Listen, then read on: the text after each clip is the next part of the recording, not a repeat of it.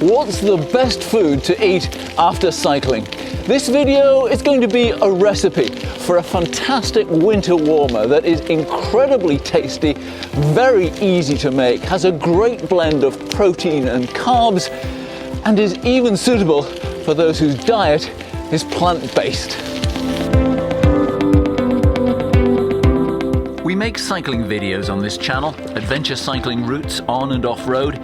We have tips and reviews, and we have a series of basics for new and returning cyclists. If it sounds interesting, we'd love you to subscribe. When you get back from a ride, it's all too easy to fill up on the wrong stuff, to reach for the crisps or the chocolate bar. If you've been following our advice in this video, you'll have been steadily grazing throughout the longer rides and supplementing that with real food.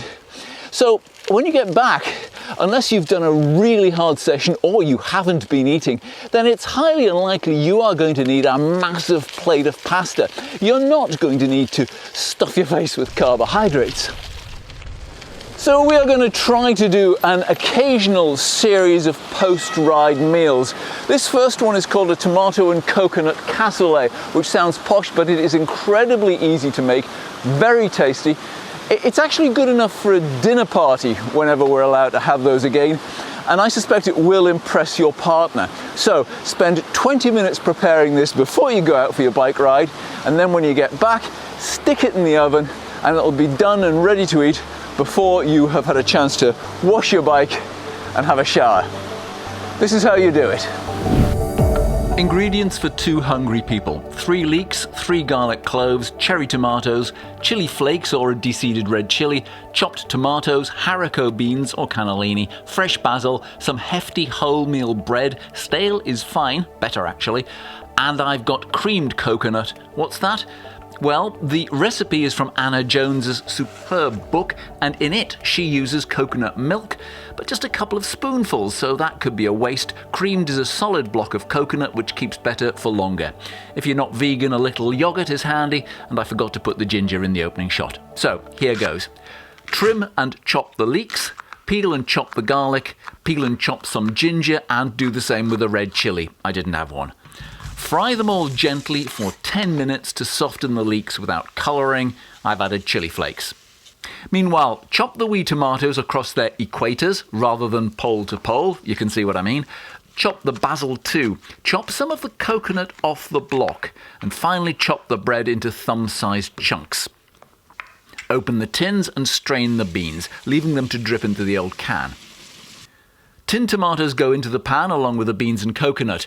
If not using coconut milk, add a bit of yogurt to make it creamy and let this warm through before transferring into an oven-proof dish. A nice one because you're going to serve it in this. Place the baby tomatoes on the top, cut sides up, covering the surface. Push the bits of basil into the gaps. I didn't push them in far enough this time. And this is the point to leave it and to go out for a ride. The success of this meal largely depends on the quality of the bread.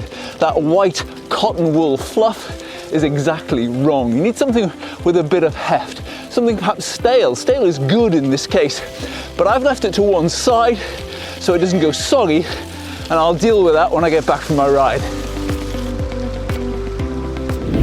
When you come in, get the oven onto 190 Celsius and now stud the dish with small lumps of bread. This is going to go all crispy and lovely and be an amazing topping, which is why I'm using a wider, flatter dish, so there is more topping.